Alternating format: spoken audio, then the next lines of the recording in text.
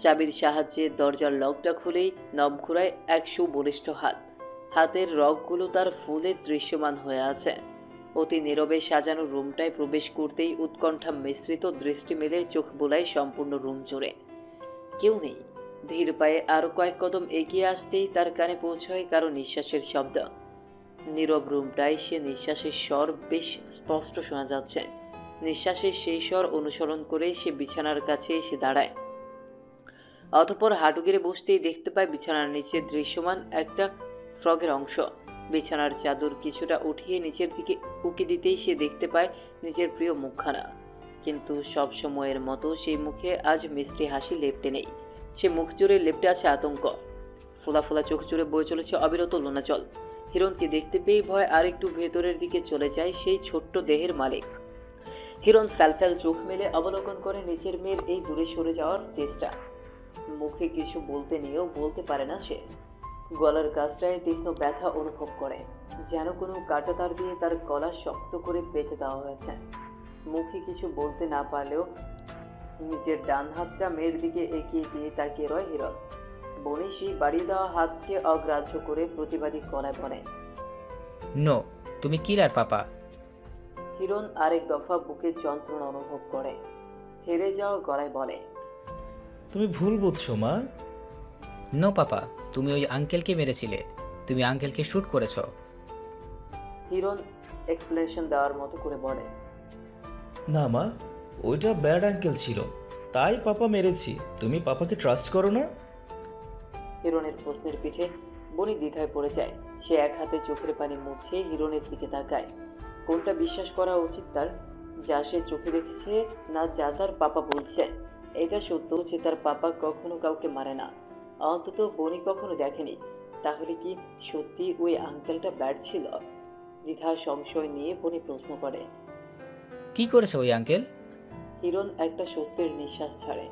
বনির এই প্রশ্নে মৃদু আশ্বাস খুঁজে পায় সে। ধরো, তুমি তোমার প্রিয় টয়েস একজনকে দিয়ে বললে সেটার খেয়াল রাখতে, কিন্তু সে সেটার খেয়াল রাখতে পারেনি, হারিয়ে ফেলেছে। তাহলে তুমি কি করবে মা?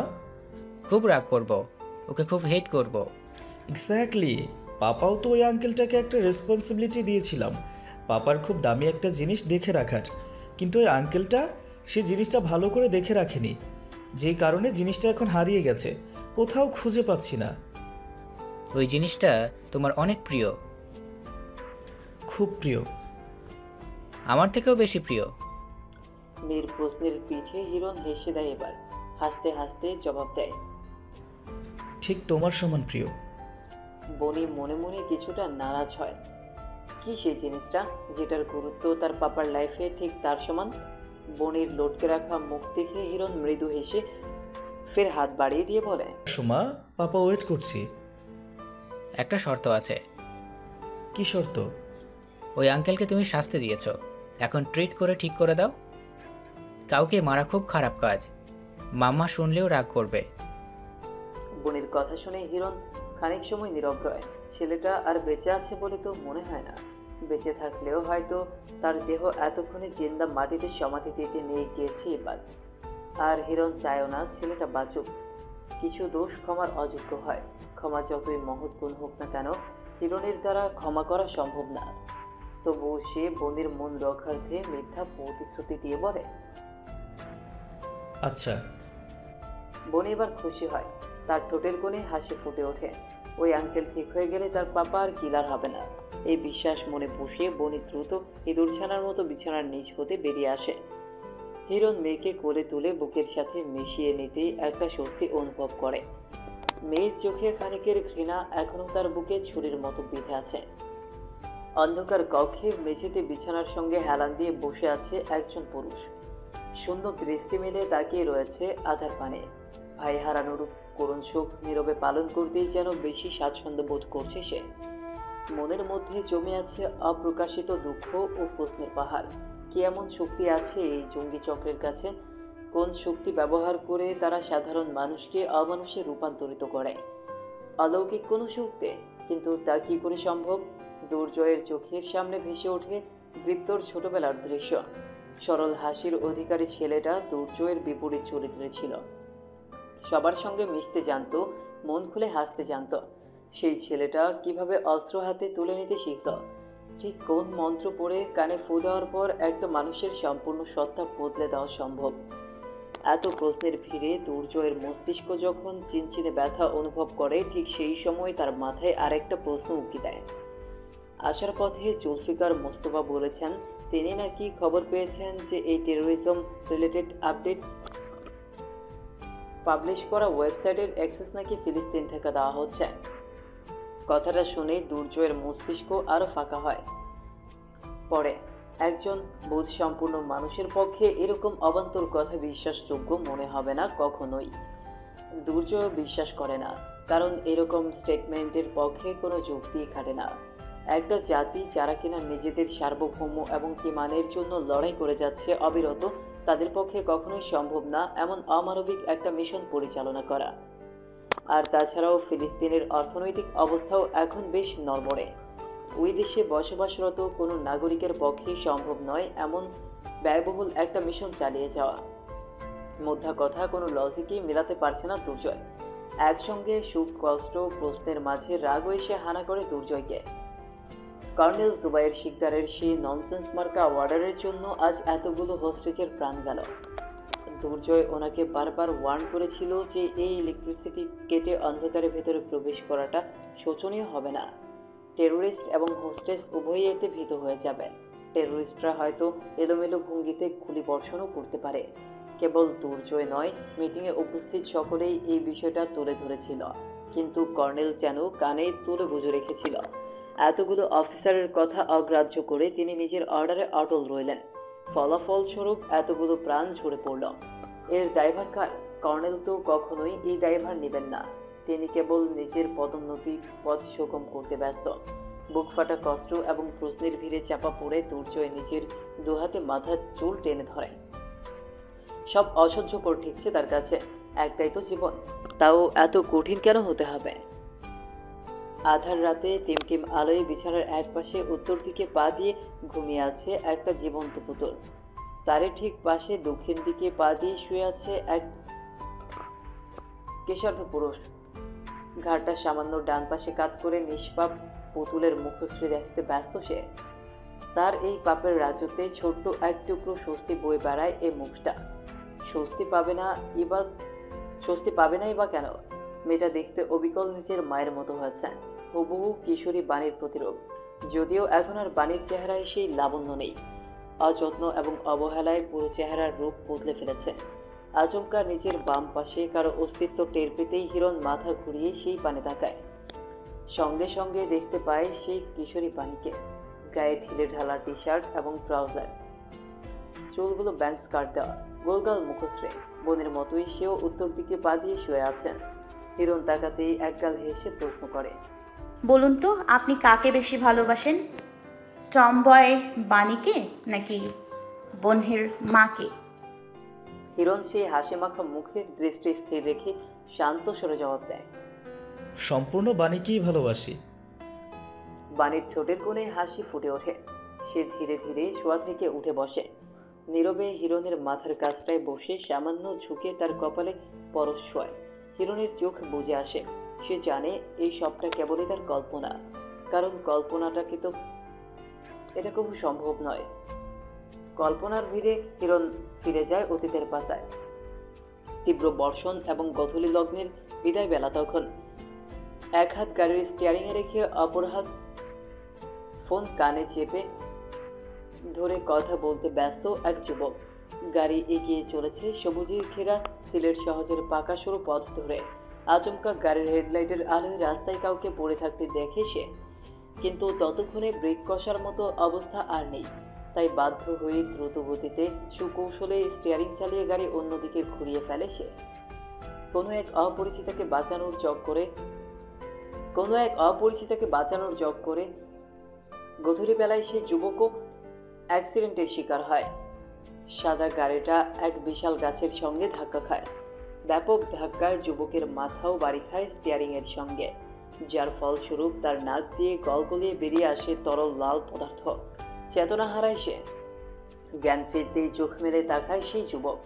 সম্পূর্ণ শরীর অক্ষত থাকলেও আঘাতের ফলে মাথা কেবল সামান্য ভারী লাগছে তার কাছে। চারিদিকটা দেখার জন্য ঘাড় ঘোরাতেই তার দৃষ্টি স্থির হয় ঠিক তার পাশের বেডে। হসপিটালের নীল চাদরে ঢাকা সিঙ্গেল বেডটাই ঘুমন্ত নিষ্পাপ মুখশ্রীর মালিককে বেশ খুঁটিয়ে খুঁটিয়ে দেখে একজোড়া নিষ্পলক চোখ। কি হলো কে জানে, সেই মুখশ্রী তাকে আকর্ষিত করে, নামহীন নিকষ মায়ায় ডুবতে বাধ্য করে। জীবনের প্রতিটা পদে নিজের মর্জির জোর খাটানো যুবক নিজের মনের ওপর জোর হারিয়ে বসে। মস্তিষ্ক বলে ওঠে, থেমে যা, আকাশ না। যুবক মস্তিষ্কের কথাতে অগ্রাহ্য করল। খানিকটা সময় এইভাবেই পেরিয়ে গেল। যুবক নিজের সম্বিত ফিরে পেল যখন একজন নার্স দুটো বেডের মধ্যে শুভ্র একটা পর্দা টেনে দিল। ঘুমন্ত মুখশ্রী চোখের আড়াল হতেই যুবক সেই নার্সের পানে তাকায়, খানিকটা বিরক্ত মিশ্রিত দৃষ্টি মেলে। তৃষার্ধ নার্স হাতের ফাইলে কিছু একটা লিখতে লিখতে বলে, এখানকার সাবেক মেয়রের মেয়ে, প্রায় সবাই চেনে ওকে, তাই ওর ফ্যামিলিকে ইনফর্ম করতে আমাদের ঝামেলা হয়নি। তারা যে কোনো সময় পৌঁছে যাবে, কিন্তু তোমার ফ্যামিলির কাউকে ইনফর্ম করা সম্ভব হয়নি। ফোনটা অক্ষত নেই, সেজন্য নাম পরিচয়ে কিছু লেখা হয়নি। নিজের নামটা বলো। হিরণ। শুধু হিরণ? হ্যাঁ। আগে পিছিয়ে কিছু নেই? এহেন প্রশ্নে বেশ বিরক্ত হয় হিরণ। তার মুখেও ফুটে ওঠে সেই বিরক্তির ভাব। কোনো উত্তর না পেয়ে নার্স বলে, ফোন এনে দেবো, বাসায় জানাতে চাও? প্রয়োজন নেই, আমি ঠিক আছি, একাই যেতে পারবো। হিরণের উত্তর শুনে নার্স আর অপেক্ষা করে না। যাওয়ার জন্য পা বাড়াতে নিলেই হিরণ প্রশ্ন ছুড়ে, মেয়েটার কি হয়েছে? নার্স এক পলক ভ্রু কুঁচকে হিরণকে আগাগোড়া পরখ করে জবাব দেয়, বৃষ্টিতে ভিজেছে হয়তো, খুব জ্বর বাঁধিয়েছে। রাস্তায় পড়ার ফলে হাতে পায়ে কিছু জায়গায় ছিলেও গিয়েছে। মেয়রের মেয়ের নাম কি? নার্স এবার হিরণের কৌতূহলে বেশ বিরক্ত হয়। এই ইমার্জেন্সি ইউনিটে এতগুলো রোগী রেখে কি এখন সে বসে এই মাথায় আঘাতপ্রাপ্ত পাগলের প্রশ্নের জবাব দিবে নাকি? তবুও সে শেষবারের মতো বলে ওঠে, আনিসুজ্জামান তালুকদারের মেয়ে বানি তালুকদার। ফজরের আজান সবে পড়ল বলে নির্ঘুম রাত পার করা দুর্জয় নীরবের রুম ছেড়ে বেরিয়ে আসে। ব্যক্তিগত রুমটা চাবি দ্বারা লক করে এক মুহূর্তের জন্য অন্য পাশের বদ্ধ দরজার পানে যায়। অতঃপর একটা দীর্ঘশ্বাস ফেলে মেইন দরজা খুলে বাড়ি থেকে বেরিয়ে যায় সে। মেইন দরজাটা লাগানোর শব্দ হতেই দরজা খুলে রুম থেকে বেরিয়ে আসে বাণী। নির্ঘুম রাত সেও পার করেছে, কখনো নিজের মেয়ের চিন্তায় তো কখনো দুর্জয়ের সেই থমথমে রূপের কারণ কি হতে পারে তা ভেবে। খুব ভয়ঙ্কর কিছু কি ঘটেছে? নীরবে এক বুক নিঃশ্বাস টেনে বুকে ভরে নিয়ে সে দরজার পানে তাকিয়ে রয়। সে জানে দুর্জয় ফিরবে, বাণীর মুখে সত্যটা শোনার জন্য সে অবশ্যই ফিরবে। সাদা রঙা চার দেয়ালে আবদ্ধ এই রুমটাকে লেফটেন্যান্ট কর্নেল জুলফিকার মুস্তফার ব্যক্তিগত কেবিন ও বলা যেতে পারে। নিজের ব্যক্তিগত কেবিনে লেদারের তৈরি ইজি চেয়ারটায় আপাতত পিঠ এলিয়ে চোখ বুজে বসে রয়েছেন তিনি। গত 21 ঘন্টা ধরে তিনি নির্ঘুম। শক্তপোক্ত বলিষ্ঠ দেহটাও একটা নির্দিষ্ট সময় পর ক্লান্ত হয়ে আসে। খানিকের জন্য হলেও সামান্য আরাম খোঁজে। জুলফিকার মুস্তফা এই খানিকের বিশ্রাম হতে দেহকে বঞ্চিত করেন না। আজ সারা দিনে তার ব্যাপক ব্যস্ততার মধ্য দিয়ে কাটবে। মোট কথা ঘুমানোর জন্য একদণ্ড সময় পাবেন না তিনি। চোখ বোঝা এবং দেহটা নিস্তেজ হলেও জুলফিকারের মস্তিষ্ক এখনো স্থির হয়নি। ওনার মস্তিষ্কে ঘুরপাক খাচ্ছে রাজ্যের চিন্তা। 4 জন আতঙ্কবাদী ধরা পড়েছে। সারা রাত ধরে তাদের ওপর চলছে সৈন্যদের বর্বর অত্যাচার, কিন্তু দেশদ্রোহীগুলো মুখে কুলুপ এঁটে রেখেছে। শরীরের সব রক্ত খোয়াতে প্রস্তুত তারা, তবু মুখ দিয়ে একটাও শব্দ করবে না। কেমন একগুঁয়ে ঘাওড়া স্বভাবের এদের। এদিকে দুর্জয় সকাল সকাল হেডকোয়ার্টারে এসেই যে রইস দিলদারকে সেই ভয়ঙ্কর সেলে নিয়ে প্রবেশ করেছে, এখনো সেখান থেকে বের হয়নি। জুলফিকার অবশ্য এতে বাধা দেয়নি। ছেলেটা মুখ ফুটে নিজের কষ্টের কথা কাউকে বলতে কিংবা দেখাতে পারছে না। এমন অবস্থায় যদি ওই জানোয়ারটার ওপর টর্চার করে এত বড় ধাক্কা সামলে নিজেকে ধাতস্থ করতে পারে, তবে তাতে কোনো ক্ষতি দেখেন না জুলফিকার। অবশ্য সে মনে মনে ভেবে রেখেছে রইস দিলদারের একটা ব্যবস্থা করার কথা, কারণ অসভ্যটা দীপ্তর আসল পরিচয় জানে। ভুলেও যদি একবার নিজের মুখ খুলে, তাহলে দুর্জয়কে অযথা ভোগান্তি পোহাতে হবে। আবার এই বিষয়টার রেশ ধরে কর্নেল জুবাইর শিকদার দুর্জয়ের চাকরিও হুমকির মুখে ফেলতে পারে। আর লোকটা দুর্জয়কে খুব একটা পছন্দ করে না, তাই জুলফিকার মুস্তফা এই ব্যাপারে কোনো রিস্ক নিতে চায় না। তার উপর ডার্ক ওয়েবসাইটের সেই টেররিস্ট কমিউনিটি হতে পোস্ট করা দীপ্তর ছবি এবং লোকেশনের ব্যাপারটাও গোপন রেখেছে জুলফিকার। দীপ্তর বিষয়টা তিনি আজীবন গোপন রাখলেও লোকেশনের বিষয়টা নিয়ে আজ সন্ধ্যায় একটা মিটিং ডেকেছেন তিনি। সেখানে সামরিক বাহিনীর গুরুত্বপূর্ণ অনেক সদস্য উপস্থিত থাকবেন। সকলের সঙ্গে এই ব্যাপারটা নিয়ে আলোচনা করা গুরুত্বপূর্ণ হয়ে দাঁড়িয়েছে এই পর্যায়ে। এই পর্যন্ত 3 বার ট্রেস করা হয়েছে, অথচ প্রতিবারই সেই অনাকাঙ্ক্ষিত দেশের নাম শো করছে। কি এক মহা মুশকিল! জুলফিকার মুস্তফার নীরব ভাবনায় ভাটা পড়ে দরজায় করাঘাতের শব্দে। তিনি চোখ মেলে তাকিয়ে সোজা হয়ে বসে, কণ্ঠে গাম্ভীর্য বজায় রেখে বলে, কাম ইন। সঙ্গে সঙ্গে দরজার নব ঘুরিয়ে রুমে প্রবেশ করে ইউনিফর্ম পরিহিত এক যুবক। জুলফিকার মুস্তফাকে স্যালুট করে অভ্যস্ত ভঙ্গিতে দাঁড়ায় সে। কাটকাট চেহারার চঞ্চল স্বভাবের ছেলেটাকে দেখে নিয়ে জুলফিকার বলেন, আগামী 2 ঘন্টা কি তোমার কোনো ব্যক্তিগত ব্যস্ততা রয়েছে লেফটেন্যান্ট সাইফ? সাইফের মনে পড়ে যায় তার প্রত্যয়ের সঙ্গে স্কুটি ফেরত দিতে যাওয়ার প্ল্যান রয়েছে, কিন্তু তা নিশ্চয়ই জুলফিকার স্যারের সামনে বলার মতো বিষয় না। তাই সে উত্তর দেয়, না স্যার। গতকাল সারাদিন আমরা কোন পরিস্থিতির মধ্যে দিয়ে গিয়েছি তা নিশ্চয়ই তোমার অজানা নয়। এই সব কিছুর মধ্যে আমার অন্যার পরিবারের সঙ্গে কথা বলা হয়নি, তাই একটু পর আমি ওদের বাড়ি যাব অন্যার ফাদারের সঙ্গে কথা বলার জন্য। রাফিকে বিষয়টা জানিয়ে দিও, ওকেও আমার সঙ্গে যেতে হবে। বিয়ের একদিন আগে বিয়ের কনেকে নিয়ে পালানো কিন্তু কোনো ভালো কাজ নয়। এতে মেয়েটার পরিবারকে অনেক অপমানজনক পরিস্থিতির মধ্যে দিয়ে যেতে হয়। তাই ওখানে যাওয়ার পর রাফি আগে অন্যার পরিবারের কাছে ক্ষমা চাইবে, তারপর আমি ওদের সম্পর্ক নিয়ে কথা বলবো। জুলফিকার মুস্তফার বিচক্ষণ কথা এবং আশ্বস্ততায় সাইফ মুগ্ধ হয়। একগাল হেসে বলে, অবশ্যই স্যার। আরেকটা দায়িত্ব দেওয়া ছিল তোমায় সাইফ। আপনি অর্ডার করুন স্যার। জুলফিকার মুস্তফা এই পর্যায়ে সামান্য শান্ত গলায় বলেন, দায়িত্বটা ব্যক্তিগত। হসপিটাল কেবিনের সিঙ্গেল বেডটায় উদাস ভঙ্গিতে বসে আছে নিশা। দৃষ্টি তার জানলার ভেদ করে দূর আকাশে স্থির। মনটা তার বেজায় খারাপ। গতকালের ঘটনার পুরোটাই তার অজানা নয়। প্রিয় বান্ধবী রুহির জন্য তার মন ছটফট করছিল সারাদিন। কেঁদে কেটে একাকার অবস্থা করে ফেলেছিল সে। নাইমার কোনো সান্ত্বনা বাক্য কানে তোলেনি। অথচ এখন কত ঘন্টা পেরিয়ে গেল উদ্ধার অভিযান শেষ হওয়ার, কিন্তু এখনও রুহির সঙ্গে তার দেখা হয়নি। নিশা অবশ্য বেশ কয়েকবার রুহির মার নাম্বারে কল করেছে। ভদ্র মহিলা জানিয়েছেন মেয়েটা সম্পূর্ণ ট্রমাটাইজ হয়ে আছে, মুখ ফুটে একটা কথাও বলছে না। এই অবস্থায় ওকে আগে স্বাভাবিক হয়ে ওঠার সময় দেওয়া উচিত, তারপর না হয় নিশার সঙ্গে তিনি রুহির কথা বলার ব্যবস্থা করে দিবেন। দৃষ্টি ফিরিয়ে নিশা নিজের পায়ের দিকে তাকায়। পাটা এখন সুস্থ থাকলেই তার আর কোনো বাধা থাকতো না। দৌড়ে সে পৌঁছে যেত রুহির কাছে। এরকম একটা সিচুয়েশনে ওকে একা ছাড়তো না কখনোই, কিন্তু নিশা নিজেই এখন অন্যের সাহায্য ছাড়া চলার মতো অবস্থায় নেই। সে কিভাবে কাউকে সাহায্য করবে? নিশার ভাবনার অবসান ঘটে কেবিনের দরজায় কারো নক করার শব্দে। সে সঙ্গে সঙ্গে আরও একটু সোজা হয়ে বসে। এভাবে নক করে কেবল তার নিরাপত্তার জন্য নিয়োজিত সামরিক বাহিনীর সৈন্যরাই প্রবেশ করে। দরজা খুলে ভেতরে কেউ প্রবেশ করতেই নিশার দৃষ্টি তুলে সম্মুখপানে তাকায়। সঙ্গে সঙ্গে একটা প্রফুল্ল গলা বলে ওঠে, হ্যালো মিস ইয়াসমিন, কেমন আছেন? সাইফ ভাইয়া, আপনি? নিশার এই ভাইয়া ডাক্তার সাইফের কাছে অসহ্যকর ঠেকে। তার খুব বলতে ইচ্ছে করে, হ্যাঁ, আমার পাতানো বোন, আমি আপনার পাতানো ভাই সাইফ।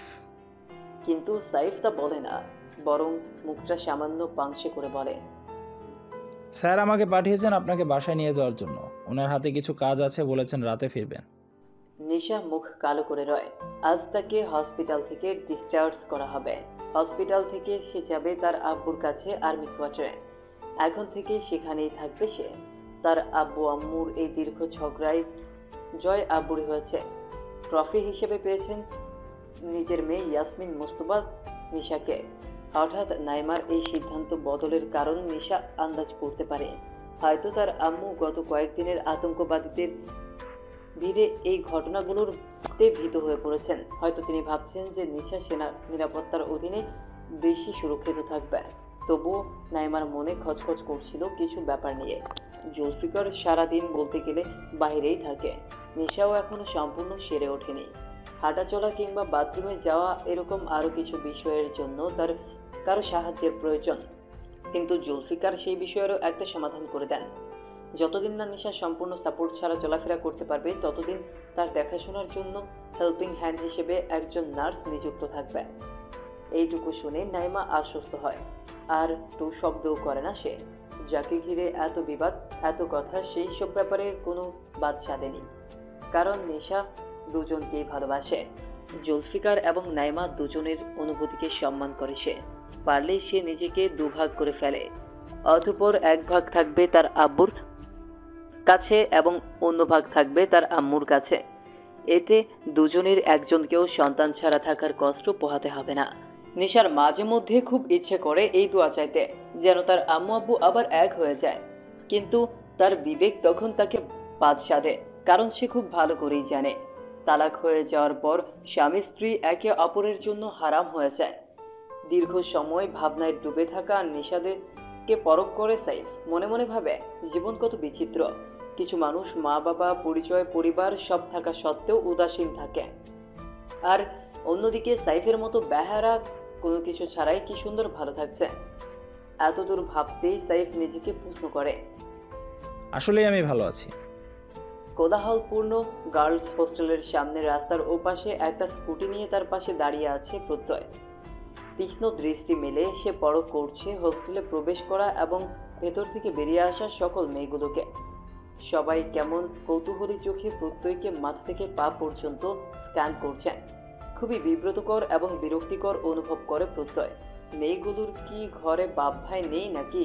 তার উপর এই সাইফটা এক উটকো ঝামেলা তার কাঁধে ঝুলিয়ে দিয়ে নিজে এখন পালিয়ে গিয়েছে। বিরক্তি এবং শেষ বিকেলে হুট করে অনুভূত ভ্যাপসা গরমে যখন প্রত্যয় তিক্ত অনুভব করছে, ঠিক সেই মুহূর্তে হোস্টেলের গেট দিয়ে একটা স্কার্ট এবং টপস পরিহিত মেয়েকে প্রবেশ করতে দেখে সে। উক্ত মেয়ের দৃষ্টি আকর্ষণ করার জন্য প্রত্যয় সামান্য গলা ছেড়ে ডাকে, এক্সকিউজ মি, জেসিয়া ফাইরোজ, লাবণ্য। স্পষ্ট পুরুষালী গলায় উচ্চারিত নিজের নামটা জেসির কান পর্যন্ত পৌঁছায়। সে ঘাড় ঘুরিয়ে পেছনে ফিরে তাকাতেই দেখতে পায় নীলরঙা শার্ট এবং ছাইরঙা জিন্স পরিহিত এক যুবককে। সঙ্গে সঙ্গে জেসির মেজাজ বিগড়ে যায়। সে দ্রুত পায়ে রাস্তা পার করে প্রত্যয়ের সামনে এসে দাঁড়িয়ে চেঁচিয়ে ওঠে, ইউ ব্লাডি চোর কুত্তা, আমার স্কুটি নিয়ে কই পালাইছিলি তুই? ভরা রাস্তায় এতগুলো কৌতূহলী দৃষ্টির ভিড়ে নিজের থেকে কম বয়সী এক মেয়ের মুখে এরকম আজে বাজে গালি শুনে অপমানে প্রত্যয়ের মুখ থমথমে হয়ে আসে। সে নিজের রাগটা চেপে গিয়ে স্কুটির উপর একটা চাবি রেখে গরম গলায় বলে ওঠে, Here is your scooty and your key. এতটুকু বলে প্রত্যয় নিজের ওয়ালেট থেকে গুনে গুনে 5টা 1000 টাকার নোট বের করে সেই চাবির নিচে রেখে বলে, And this is for you. I think you need some help. Go and visit any psychiatrist. এতদূর বলেই প্রত্যয় আর অপেক্ষা করে না, কম কম পায়ে হেঁটে সেখান থেকে প্রস্থান করে। ভেতরে ভেতরে তার শরীর চলছে, তাকে কিনা চোর বলে। প্রত্যয়ের কিসের এত ঠেকা পড়েছে যে এই মাথা নষ্ট মেয়ের স্কুটি চুরি করার, যেখানে কিনা প্রত্যয়ের এক কলেই তার জন্য রয়্যাল রোজ এসে হাজির হতে প্রস্তুত। ভাঙাচোরাবিহীন সুন্দর রাস্তা ধরে এগিয়ে যাচ্ছে গাড়ি। গাড়ির ফ্রন্ট সিটে বসে আছে ড্রাইভার এবং সাইফ, আর পেছনের সিটে বসে রয়েছে নিশা এবং তার জন্য নিযুক্ত করা নার্স কোলে, যাকে ইতিমধ্যেই নিশা কোলি আপু বলে সম্বোধন করে। গাড়ি যত এগোচ্ছে ততই নিশার জগৎ ঘুরে কাঁদতে ইচ্ছে করছে। কোনো কিছুই তার ভালো লাগছে না। আজ সকাল থেকেই আম্মু হসপিটালে তার সঙ্গে দেখা করতে আসেনি, কেবল 2বার ফোন করেছে, তাও নিশাকে নয় বরং কোলি আপুকে। সাধারণত এইসব বিষয় নিয়ে নিশা কখনো খুব একটা মন খারাপ করতো না, কিন্তু এই অপারেশনের পর থেকেই তার ছোট ছোট বিষয়ে খুব মন খারাপ হয়। বলা হয়ে থাকে মানুষের নাকি শারীরিক অবস্থা নড়বড়ে হলে তার মানসিক দৃঢ়তা এভাবেই দুর্বল হয়ে পড়ে। নিশার বেলায়ও তা হচ্ছে। মন খুলে উঠতে না পারা, সামান্য পায়ে ভর দেওয়ার চেষ্টা করলেও সেলাইয়ে টান খাওয়া, এসব কিছু তাকে খুব পীড়া দিচ্ছে, যার প্রভাব তার মানসিক অবস্থায় পড়ছে। ফ্রন্ট সিটে বসে থাকা সাইফ অগোচরে লক্ষ্য করে সে অশ্রুতে টইটুম্বুর করা চোখে জোড়া। চোখের পলক পড়লেই সেই অশ্রুগুলো গাল গড়িয়ে পড়তে বিন্দুমাত্র সময় নেবে না। ছন্ন ছাড়া শিকলহীন সাইফের আচমকা খুব মায়া লাগে মেয়েটার জন্য। পর মুহূর্তেই সে নিজের দৃষ্টি ফিরিয়ে নেয় নিজের অবচেতন মনকে শাসায় ভুল পথে পা বাড়ানো থেকে। শিকড়হীন সাইফ তবু সম্পর্কের বন্ধনে আবদ্ধ হয়নি। সে মুক্ত পাখির ন্যায় আকাশ জুড়ে উড়ে বেড়ায়, যার নেড়ে ফেরার কোনো তাড়া নেই। এরকম মুক্ত পাখিকে খাঁচা বন্দি করার অস্ত্র একটাই, মায়া। কিন্তু সাইফ কখনো খাঁচা বন্দি হতে চায় না, তাই এই সকল মায়াকে অগ্রাহ্য করাই উত্তম মনে করে সে। দুদিন মেঘে ছাড়া বেশ হাঁপিয়ে উঠেছে পানি, আর অপেক্ষা সম্ভব নয় তার দ্বারা। অতি শীঘ্রই তার এখান থেকে যেতে হবে। সাপের গুহা থেকে নাগমণি চুরি করার মতো কঠিন কাজ সম্পূর্ণ করে তার পালাতে হবে। রাত তখন কয়টা বাজে কে জানে। বিছানায় কুটিসুটি মেরে শুয়ে যখন বানি এসব ভাবতে ব্যস্ত, তখনই কলিং বেলটা বেজে ওঠে। বানি নড়ে চড়ে উঠে বসে। এই সময় কে আসতে পারে তা সে আন্দাজ করতে পারে। শাড়ির আঁচলটা ঠিক করে নিয়ে সে বিছানা ছেড়ে নামে। মেইন দরজার কাছে গিয়ে সে পিকহল দিয়ে একবার শনাক্ত করে দরজার অপর পাশের মানুষটাকে। নিশ্চিত হতেই সে দরজা খুলে সরে দাঁড়ায়। দুর্জয়কে দেখতে আজ গতকালের তুলনায় বেশি বিধ্বস্ত লাগছে। বানি আগ বাড়িয়ে আর কোনো কথা বলে না। সে নীরবে মেইন দরজাটা আটকে দিয়ে নিজের জন্য নির্ধারিত রুমের দিকে পা বাড়াতেই নিলেই একটা থমথমে স্বর বলে ওঠে, আমার সামনে এসে বসো বানি। বানি ঘাড় ঘুরিয়ে ফিরে তাকায়। দুর্জয় ইতিমধ্যে সোফায় গিয়ে খুব স্বাভাবিক ভঙ্গিতে বসে পড়েছে। বানি একটা দীর্ঘশ্বাস ফেলে অতঃপর দুর্জয়ের কথা মতো তার মুখোমুখি অপর পাশের সোফায় গিয়ে বসে। দুর্জয় বেশ শান্ত তবে গম্ভীর গলায় বলে, শুরু করো। বানি মাথা নিচু করে রয়। সে খুব ভালো করেই বুঝতে পারছে দুর্জয় কি শুরু করতে বলেছে, তবে সে বুঝতে পারছে না ঠিক কোথা থেকে শুরু করা উচিত। বানির নির্লিপ্ততা দেখে দুর্জয় এবার বলে, আমি কোনো অন্তর্যামী নই বানি, কারণ নীরবতা পড়ার মতো অলৌকিক ক্ষমতা আল্লাহ আমাকে দেননি। তাই কষ্ট করে তোমার মুখ ফুটে আমাকে সবটা বলতে হবে। ট্রাস্ট মি, আমি এখানে তোমার এই নত দৃষ্টি দেখতে আসিনি, তাই আমার ধৈর্যের পরীক্ষা নিও না। দুর্জয়ের এত দূর কথার পিঠে পানি শুকনো গলায় বলে ওঠে, তেষ্টা পাচ্ছে, একটু পানি খেয়ে নি। ঢকঢক করে এক গ্লাস পানি পান করে গলার তৃষ্ণা কিছুটা মেটায় বানি। অতঃপর স্থির হয়ে বসে। দুর্জয় এক পলক বাণীকে দেখেই শান্ত গলায় প্রশ্ন করে, কার থেকে পালিয়ে বেড়াচ্ছ? বাণী একটা দীর্ঘশ্বাস ফেলে, দৃষ্টি নত রেখে জবাব দেয়, হিরণ। হিরণকে? আমার মেয়ের পাপা। দুর্জয় এবার আগ্রহ অনুভব করলেও তা প্রকাশ করে না, কেবল প্রশ্ন করে, কেন? বাণী এই পর্যায়ে চোখ তুলে তাকায়। কারণ অনেক বড়। কোথা থেকে শুরু করব? শুরু থেকেই না হয় শুরু করো, আমার হাতে সময় আছে। এক রাত যথেষ্ট হবে না তোমার এই দীর্ঘ কারণ বলার জন্য? বাণী দুর্জয়ের প্রশ্নের উত্তর দেয় না। সে এবার দুর্জয়ের চোখে চোখ রেখে বলতে শুরু করে, 7 বছর আগের ঘটনা। ভাইয়া খুব করে চাচ্ছিল আমি যেন আমার হায়ার স্টাডিজ কমপ্লিট করার জন্য বাইরের দেশে ট্রাই করি। আমি তখন ভাইয়ার কথা মতো IELTS এর প্রিপারেশন নিচ্ছি। বাবা একদিন সন্ধ্যাবেলা করে আমাকে আর মামুনিকে ডাকলেন গুরুত্বপূর্ণ কোনো কথা বলতে। বাবার চেহারা দেখেই আমরা আজ করতে পারি খুব সিরিয়াস কোনো বিষয়। মামুনি কি হয়েছে জানতে চাইলে বাবা বলেন তিনি আমার বিয়ে নিয়ে ভাবছেন। শুধু ভাবছেনই না, বরং তিনি রীতিমতো একজনের সঙ্গে আমার বিয়ের কথা পাকা করে ফেলেছেন। বাবার এরকম স্টুপিড সিদ্ধান্তের পেছনে কোনো কারণ শোনার মতো ধৈর্য আমার ছিল না। আমি সোজা না জানিয়ে দিই। বাবা তবুও ইনিয়ে বিনিয়ে আমাকে রাজি করানোর চেষ্টা করে। আমি রাজি হই না। জেদি স্বভাবটা ঘাড়ে চেপে ধরে। রুমে গিয়ে রাগে দরজা আটকে ভাঙচুর শুরু করি। কোথাও না কোথাও আমার বিশ্বাস ছিল সব সময়ের মতো বাবা এবারও আমার জেদের সামনে হার মানবে। কিন্তু আমার বাবা সেদিন প্রথমবারের মতো আমার বিশ্বাস ভাঙে। আমার ভাঙচুর বন্ধ হয় মামুনি চিৎকারের শব্দে। দরজা খুলে দ্রুত মামুনি বাবার রুমের সামনে যেতেই চিৎকারের শব্দ আরও স্পষ্ট শুনতে পাই। মামুনি কখনোই বাবার মতের বিপক্ষে কোনো কথা বলতো না, কিন্তু সেদিন মামুনি বাবার বিপক্ষে গিয়ে আমার পক্ষ নিয়ে কথা বলে। এটাই মামুনির ভুল ছিল। আদরের একমাত্র মেয়েকে কিছু বলতে না পেরে বাবা দরজা লাগিয়ে মামুনিকে ঝাড়ু পেটা করে। আমি দরজা ধাক্কাতে ধাক্কাতে যখন প্রায় ভেঙে ফেলার উপক্রম হয় তখন মামুনির চিৎকার থেমে যায়। বাবাও দরজা খুলে গটগট করে হেঁটে বাড়ি থেকে বেরিয়ে যায়।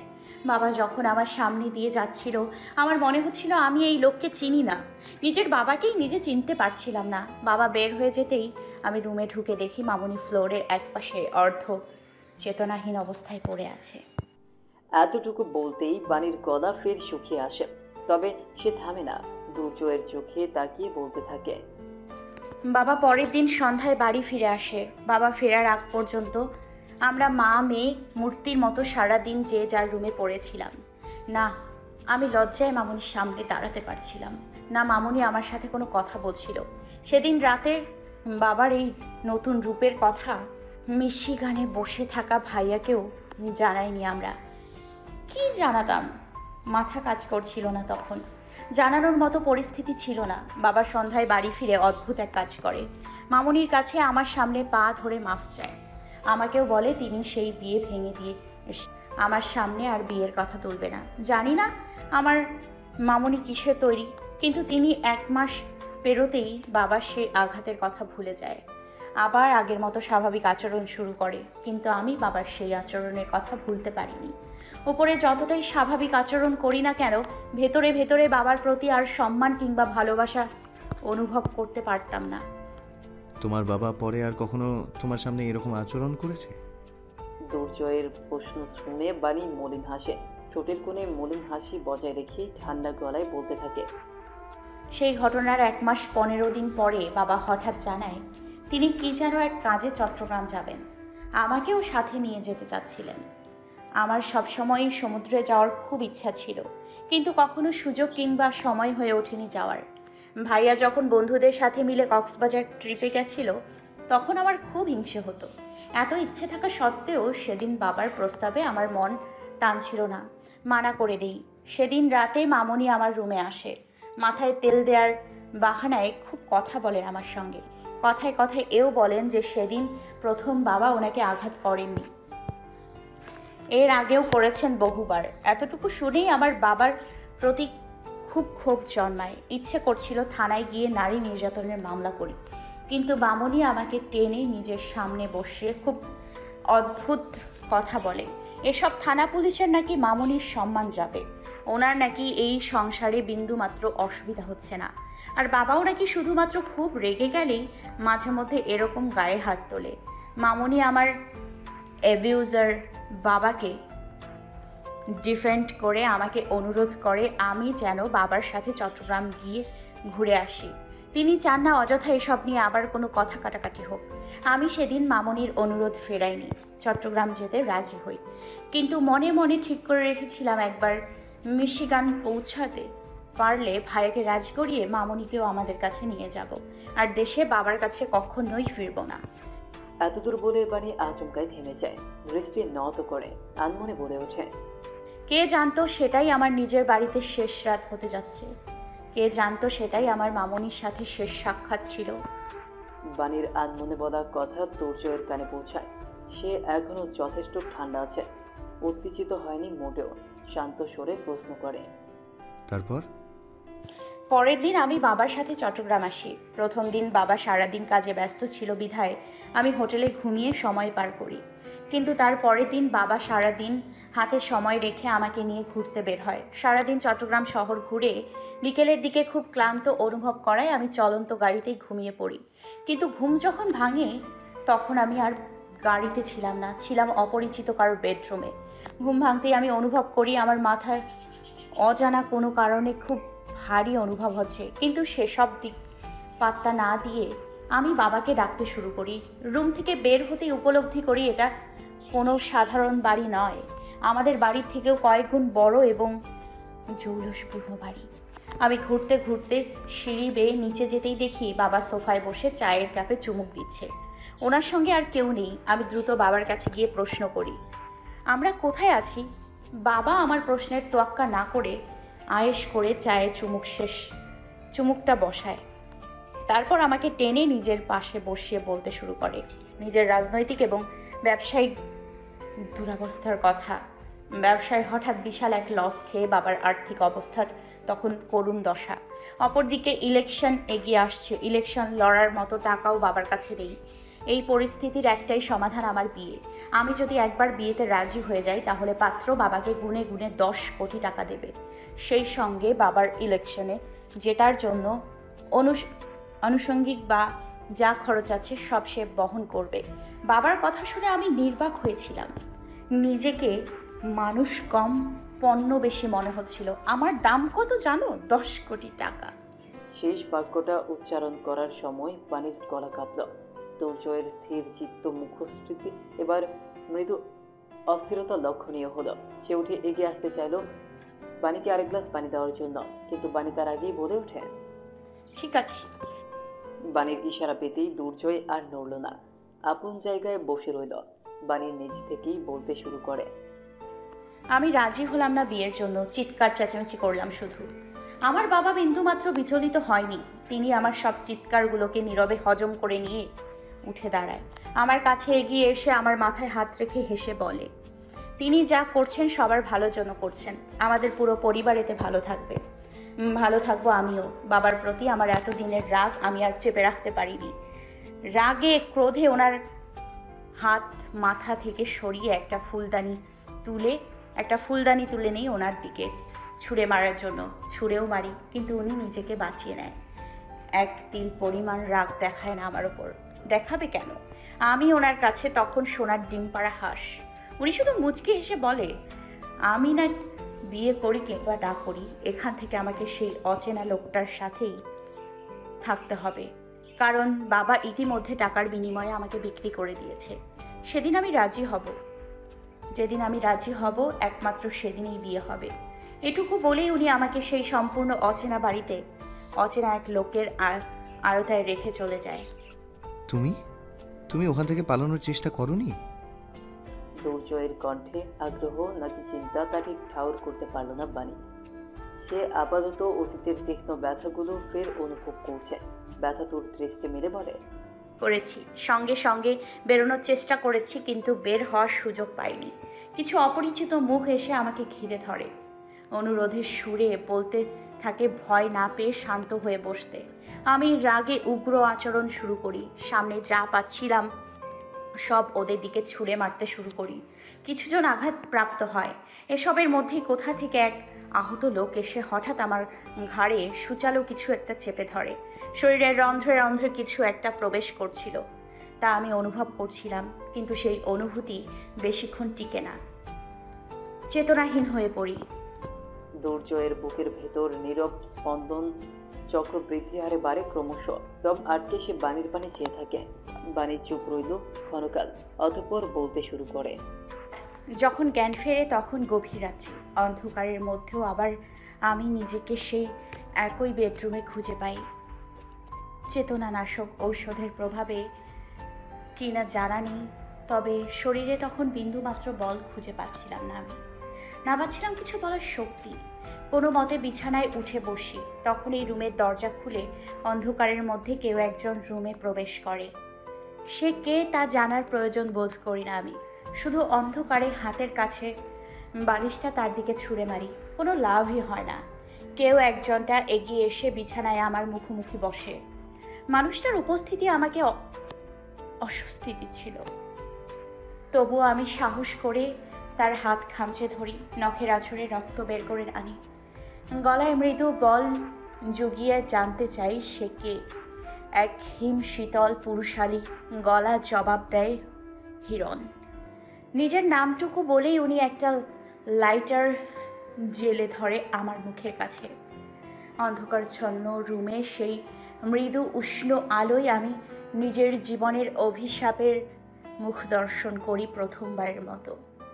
লোকটা শান্ত গলায় আমাকে জানায় ভয় না পেতে, আর কেউ আমাকে ছুতে আসবে না।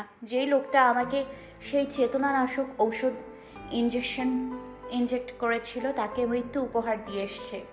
আর কেউ যদি এই ভুল করার স্পর্ধা দেখায় তারও একই পরিণতি হবে। লোকটার এসব ভয়ঙ্কর কথা শুনে আমার মাথায় ওনার জন্য উপযুক্ত একটা শব্দই বারবার ঘুরছিল, মানিয়াক। লোকটা আমাকে বলে, আমি যতদিন নিজ থেকে রাজি না হব ততদিন বিয়ে হবে না। তবে আমার ওই বাড়ি থেকে পালানোর অনুমতি নেই। আমার জীবন ওই উঁচু 4 দেয়ালের সীমানার মধ্যেই বদ্ধ থাকবে। বাহিরের পৃথিবীর সাথে আমার বিচ্ছিন্ন থাকতে হবে। দুর্জয় না চাইতেও তার গলায় বিস্ময় ফুটে ওঠে। পাথরের ন্যায় প্রশ্ন করে, বিয়ে করতে রাজি হলে কেন তাহলে? দুর্জয়ের প্রশ্নের পিঠে বাণী এবার মৃদু হাসে, রহস্যময়ী সেই হাসে। বাণীকে যত দেখছে ততই অবাক হচ্ছে দুর্জয়। এই ধরনের হাসি যে পরিস্থিতিকে কতটা রহস্যময় করে তুলছে সে সম্পর্কে কি এই মেয়ের বিন্দুমাত্র ধারণা আছে? বাণী দুর্জয়ের সেই প্রশ্নকে উপেক্ষা করে বলে, এক বছর ওই বাড়িতে আমি বন্দি দশায় ছিলাম। বাহিরের পৃথিবী থেকে বিচ্ছিন্ন ছিলাম, নিজের পরিবারের সাথে যোগাযোগহীন ছিলাম। এই 1 বছরে হিরণের অসংখ্য লোককে আঘাত করে আহত করেছি। সুযোগ পেলে হিরণকেও ছাড়তাম না। যতবার সুযোগ পেয়েছি আঘাত করেছি। ওর বুকে কাটা চামচও গেঁথে দিয়েছিলাম একবার। মুহূর্তটা তৃপ্তিকর ছিল।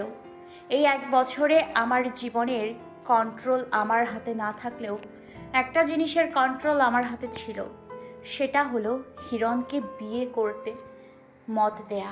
আমার বাবা হয়তো ভেবেছিল আমি মামুনির মতো এসব কিছু মেনে নিব, কিন্তু বাবা আমাকে কখনো চিনতে পারিনি। আমার জেদ সম্পর্কেও হয়তো ওনার ধারণা নেই। নিজের সঙ্গেই আমি জেদ ধরি, প্রয়োজনে মরে যাব, কিন্তু এই মানিয়াক বর্বরকে কখনো বিয়ে করব না। আমি আমার জেদে অটুট থাকি। এই 1 বছর পর উপরওয়ালা আমার দিকে মুখ তুলে তাকায়। হিরণের কঠোর নিরাপত্তা ভেদ করে আমার ভাইয়া আমার পর্যন্ত পৌঁছতে সক্ষম হয়। আমাকে হিরণের জাহান্নাম তুল্য প্রাসাদে ফেলে বাবা সিলেট ফিরে যাওয়ার পর মামুনি আর বাবার মধ্যে কি হয়েছে তা ভাইয়া অজানা। কেবল তার পরের দিন তিনি খবর পায় মামুনি সিঁড়ি থেকে পড়ে গিয়েছে। আমার মামুনি আর নেই। ভাইয়া খবর পেয়ে দেশে পৌঁছতে পৌঁছতে ততক্ষণে মামুনিকে দাফন করা হয়ে গিয়েছে। আমরা 2 ভাই বোন নিজের মাকে শেষবারের মতো দেখার সুযোগও পাইনি। আমাকে না পেয়ে ভাইয়া যখন বাবার কাছে জানতে চায় আমি কোথায়, বাবা জানায় আমি তাদের মুখে চুনকালি মেখে কারোর সঙ্গে পালিয়ে গিয়েছি। বাবার এই মিথ্যেটা ভাইয়া বিশ্বাস করে না, উল্টো তার কাছে সব কিছু সন্দেহজনক লাগছিল। তবে সেই মুহূর্তে তিনি কোনো রিকোয়েস্ট করে না। ভাইয়া আমার বিপরীত স্বভাবের, ঠান্ডা শান্ত স্বভাবের। ভাইয়া নিজের পড়াশোনা ছেড়ে দেশে রয়ে যায়।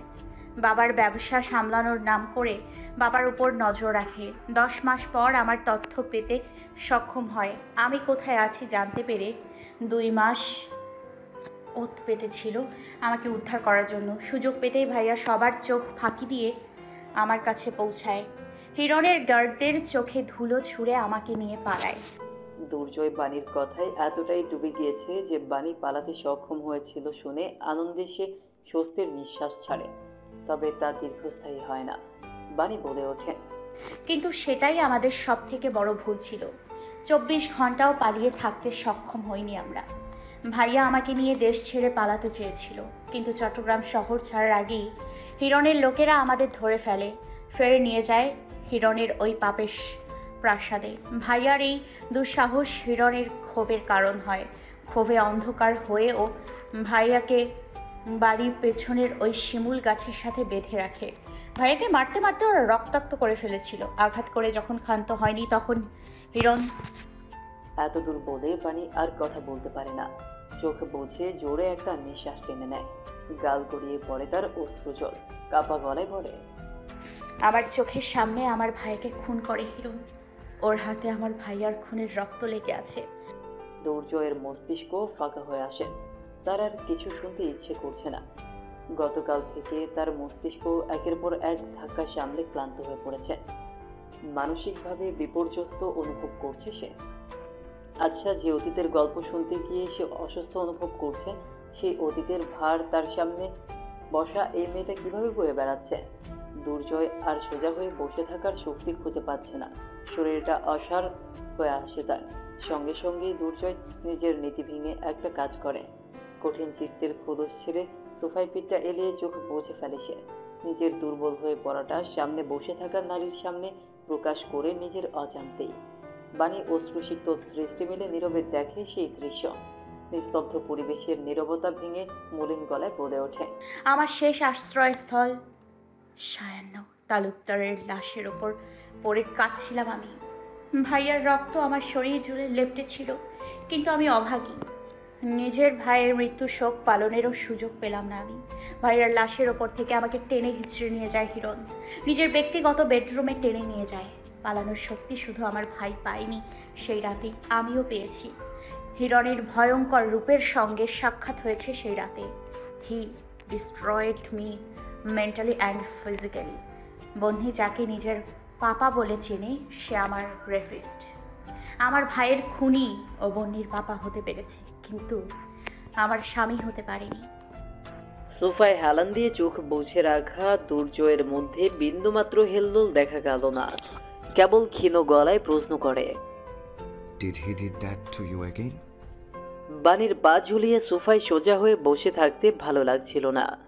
পুরনো ক্ষত তাকে দুর্বল করে দিচ্ছে আবারও। শরীর খানিকটা টলছে। অশ্রুসিক্ত চোখে পানি মুছে ঝুলিয়ে রাখা পা জোড়া এবার সোফায় তুলে দিয়ে বসে বাণী। বুকের কাছে ঠেকানো হাঁটুর ওপর থুতনি ঠেক দিয়ে সে মলিন গলায় বলে,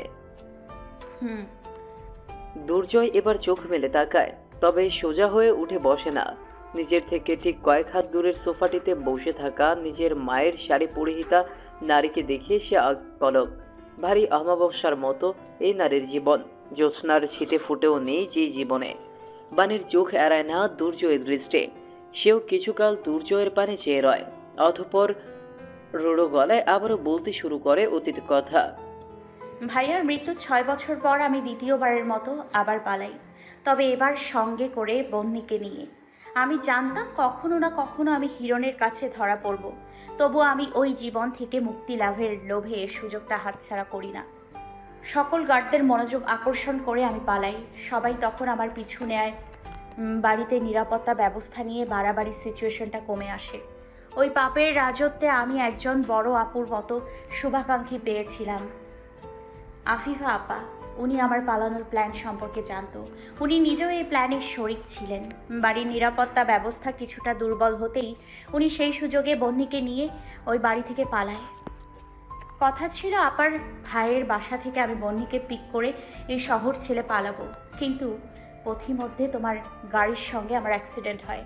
গাড়িতে যখন তুমি আমাকে বিভিন্ন প্রশ্ন করেছিলে, তখন আমি ইচ্ছে করেই তোমাকে মিথ্যে এবং বানোয়াট জবাব দিচ্ছিলাম। এত বছর পর আমি আবার তোমার বিরক্তিকর কারণ হতে চাচ্ছিলাম না। আমি শুধু আমার বাচ্চাকে নিয়ে ঝামেলাহীনভাবে এই শহর ছাড়তে চাইছিলাম, কিন্তু শেষ রক্ষা হয়নি। আমাকে সাহায্য করার অপরাধে আফিফা আপা নিজের প্রাণ হারায়। আবার ধরা পড়ে যাই আমি হিরণের কাছে। আরও একবার ওর ক্ষোভের শিকার হই, আরও একবার। এতদূর বলতেই বাণী থেমে যায়। চোখ বুঝে জুড়ে নিঃশ্বাস টেনে নেয়। গলার কাছে চিনচিনে ব্যথা অনুভব করছে সে।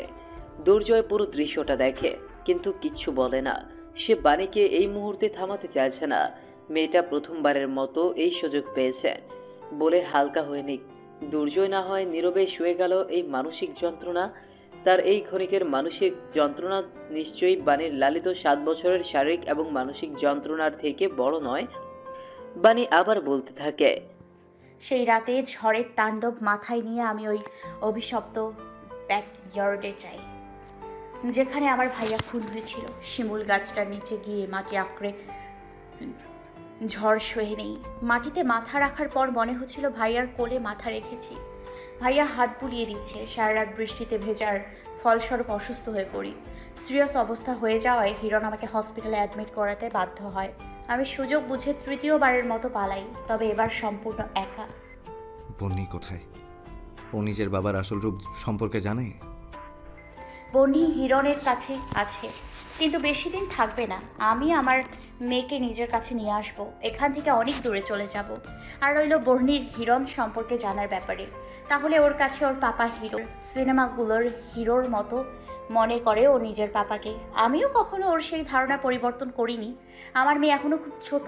এত কম বয়সে আমি ওর মনের ঘৃণা বীজ বপন করে ওর মন কুলুষিত করতে চাই না। ছোটবেলা থেকে যেই পুরুষকে হিরো জেনে এসেছি, হঠাৎ করে সেই পুরুষের জঘন্য রূপ সামনে আসার অনুভূতি কেমন হয় তা আমি ভালো করেই জানি। আমি চাই না আমার মেয়েও আমার মতো একই মানসিক যন্ত্রণা সহ্য করুক। শুধুমাত্র ওর জন্যই আমি বিয়ে না হওয়া সত্ত্বেও সবার সামনে হিরণের ওয়াইফ সেজে থাকার মিথ্যা অভিনয় করে এসছে এতদিন। আমি চাই না কেউ আমার মেয়ের পরিচয় নিয়ে প্রশ্ন তুলুক। দুর্জয় নীরবে সব শুনছিল। বাণীর কথায় সে অনেকটাই গভীরভাবে মশগুল হয়েছিল, কিন্তু হঠাৎই তার টনক নড়ে ওঠে। সে সোজা হয়ে উঠে বসে প্রশ্ন করে, ওয়েট বানি, হিরণের প্রভিশন কি? I don't think he is a random rich guy who got such power. দুর্জয়ের প্রশ্নের পিঠে এবার বাণীও নড়ে চড়ে বসল। তাকে ভাবুক দেখা যায়। সে জবাব দেয়, হিরণের প্রফেশন কি তা আমার জানা নেই। উনি ওনার কাজের জগৎকে বাড়ির বাইরে ফেলে আসে সব সময়। আমার সামনে কখনো নিজের কাজ নিয়ে কোনো কথাও বলেনি। All I know about him is that he is a orphan. ওনার কোনো ফ্যামিলির রুট নেই। দুর্জয় এতটুকু শুনে মনে মনে কিছু একটা ভাবতে থাকে। তার মাঝেই বাণী ফের বলে ওঠে, কিন্তু দেয়ার ইজ সামথিং আমি জানি না, কিন্তু ফর সাম রিজন হিরণ আমার আর বন্ধুর আইডেন্টিটি নিয়ে খুব প্রসেসিভ মেনটেন করতো সবসময়, অ্যাজ ইফ উনি কারো থেকে আমাদের ব্যাপারে লুকাচ্ছে। শমশের নামক একজন লোকের সঙ্গে ওনার পরিচয় আছে, যে বর্তমানে আমার আর বন্ধুর পরিচয় জানে। এই বিষয়টা নিয়ে হিরণকে খুব চিন্তিত হতে দেখেছি আমি। ওই শমশের নামক লোককে তুমি কখনো দেখেছো? হ্যাঁ, বাসায় এসেছিল একবার। লোকটা সাধারণ কেউ নয়, অস্ত্রধারী। দুর্জয় একটা দীর্ঘশ্বাস ছেড়ে উঠে দাঁড়ায়। আজকের জন্য যথেষ্ট হয়েছে। এই মুহূর্তে আর কিছু ভাবার পরিস্থিতিতে নেই সে। মস্তিষ্ক সামান্য আরাম চাইছে।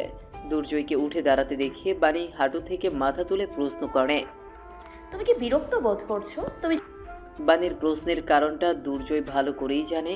বহু বছর আগে সে বাণীকে নিজের বিরক্তির কারণ বলে সম্বোধন করেছিল। বাণী হয়তো এখনো নিজেকে তাই ভাবছে। দুর্জয় বাণীর দিকে তাকিয়ে শান্ত গলায় বলে, ঘুমাও বানি, নিশ্চিন্তে ঘুমাও। হিরণ তোমার পর্যন্ত পৌঁছাতে পারবে না, আমি সেই গ্যারেন্টি দিচ্ছি। আর আমি আর্মিদের মেসে থাকি। এই বাসায় খুব কম আসা হয়, তাই তোমার এখানে কোনো অসুবিধা হবে না। কিছু প্রয়োজন হলে বাইরে ইলিয়াস আর ফুয়াদ আছে, ওদের ডেকে বললেই চলবে। যথেষ্ট সাহায্য করেছো আমার, কিন্তু আমার তোমার ঝামেলা বাড়ানোর কোনো ইন্টেনশন নেই। আমি যত দ্রুত সম্ভব আমার মেয়ের কাছে যেতে চাই। তুমি ঝামেলা হও নাকি নও তা না হয় আমি বুঝবো। আর বন্যিকে তুমি পাবে, আমাকে শুধু কিছুটা সময় দাও। আজ আসি। কথাটুকু বলে দুর্জয়ের অপেক্ষা করে না, প্রস্থান করে সেখান থেকে। বাণীর মধ্যে কোনো হেলদোল দেখা যায় না। সে একই ভঙ্গিতে বসে রয়। বুকটা হঠাৎ এত হালকা অনুভব হচ্ছে কেন? কাউকে নিজের লাইফের বয়ে বেড়ানো স্যাড সঙ্গের লিরিক্স শোনানোর ফলে? আচ্ছা, সেই কেউটা কি অন্য কেউ হতে পারতো না? দুর্জয় কেন হতে হবে? দ্বিতীয় মিশন সফল হওয়া উপলক্ষে শমশের মজুমদার নিজের বাসায় আজ আনন্দ মজলিসের আয়োজন করেছে। এই আনন্দ মজলিস আর 10টা সাধারণ আনন্দ মজলিসের মতো নয়। এই শয়তানের আনন্দ মজলিস। এখানে যেমন মদের যোগান রয়েছে, তেমনই রয়েছে এক লাস্যময়ী নারী, যে নিজের অঙ্গভঙ্গি দ্বারা বয়স্ক শমশেরের মনোযোগ আকর্ষণ করার চেষ্টা করছে। শমশের মজুমদারও কম নয়, তিনিও নিজের মনোযোগ সেই নারীর দিকে স্থির করে রেখেছে। শমশের মজুমদার কখনো বিয়ে না করলেও নারী সঙ্গের অভাব হয়নি তার। যখন ইচ্ছে জেগেছে এরকম লাস্যময়ী নারী নিজের বাসায় নিয়ে এসেছে। হাঁটুর বয়সী মেয়েরাও মোটা অঙ্কের টাকার লোভে শমশের মজুমদারকে ফিরিয়ে দেয়নি কখনো। আচমকা কারো আগমনে শমশেরের মনোযোগ ভঙ্গ হয়। নিজের ডান হাত মানিককে দেখেই তিনি প্রশ্নবোধক দৃষ্টি মেলে তাকায়। মানিক এগিয়ে এসে শমশেরের কানে কানে জানায়, হিরণ স্যারের স্ত্রী বাণী হসপিটাল থেকে পালিয়েছে। ছোট্ট খবরটুকু পেতেই শমশের মনে মনে হিসাব মিলিয়ে ফেলে। তবে এই কারণে হিরণ আজকের মজলিসে উপস্থিত হয়নি। শমশের এটা ভেবে পায় না বাণী নামক ওই মেয়ে হিরণের থেকে পালিয়ে বেড়ায় কী কারণে। হিরণ নামক ওই জানোয়ারটা তো কুকুরের মতোই বিশ্বস্ত। শমশেরের এত লোভ দেখানো সত্ত্বেও এত বছরে কোনো লাস্যময়ী নারীর দ্বারা আকর্ষিত হয়নি। ওই বাণী নামক রুগ্ন দেখতে মেয়েটা ছাড়া অন্য কোনো নারীর সংস্পর্শে যায়নি। এমন বিশ্বস্ত কুকুরকে নিজের স্ত্রীর মন জয় করতে পারেনি। ভাবনাটা মনে উকি দিতেই শমশের একা একা হাসে। হিরণ নামক ওই পালিত কুকুরটার খুব আত্মগরিমা, অথচ সামান্য এক নারীর মন জয় করতে কিনা সে ব্যর্থ হলো। শমশেরের ভাবনার মাঝেই মানিক প্রশ্ন করে, স্যার এখন আপনার কি অর্ডার? হিরণ কি ওই মেয়েটাকে খুঁজছে? হ্যাঁ স্যার, আকাশ পাতাল এক করে খুঁজছে। খবর পেলাম যাদের গাফিলতির ফলে কিনা মেয়েটা পালিয়েছে তাদেরকেও খুন করেছেন তিনি। পরিস্থিতি বেশ গরম। গরম পরিস্থিতিকে আরও গরম কিভাবে করে তোলা যায় জানো মানিক? আপনি কি কিছু ভাবছেন স্যার? হিরণ মেয়েটিকে খুঁজে পাওয়ার আগে আমাদের ওকে খুঁজে বের করতে হবে। কুকুরটাকে খুব ঘেউ ঘেউ শুরু করছে না? ওকে মিনি বেড়াল বানিয়ে পা চাটানোর মোক্ষম সুযোগ এটা। নিজের স্যারের কথা শুনে মানিকের মুখে সন্তোষজনক হাসি ফুটে ওঠে। কি দারুণ, কি দারুণ! স্যার অবশেষে ওই হিরণকে নাচানোর পরিকল্পনা করেছে। কি দারুণই না হবে যখন হিরণ স্ত্রীর জন্য পাগলের মতো ছটফট করবে। দৃশ্যটা কল্পনা করে আরেক দফা হাসে মানিক। নিজের বেডরুমের সিঙ্গেল সোফাটায় বসে আছে এক পুরুষ। এক হাতে একটা ল্যাভেন্ডার রঙের শিফনের ওড়না জড়িয়ে রেখেছে সে। ওড়নাটা নাকের কাছে চেপে ধরে চোখ বুজে রয়েছে সে। অনুভব করার চেষ্টা করছে কার অস্তিত্ব। অন্ধকারে তলানো রুমটায় শুনশান নীরবতা পরিলক্ষিত। আজ 3 দিন ধরে বাণী পলাতক। কোথায় আছে কে জানে, কার কাছে আছে সেটাও জানা নেই হিরণের। বাণীকে খোঁজার যথাসাধ্য চেষ্টা করছে সে। বাস স্টপ, স্টেশন, সর্বত্র নিজের লোক ছড়িয়ে রেখেছে। এতটুকু নিশ্চিত বাণী এখনো শহর ছেড়ে বেরোয়নি, কারণ সেই চেষ্টা করলেই হিরণের কাছে এতক্ষণে ধরা পড়ে যেত।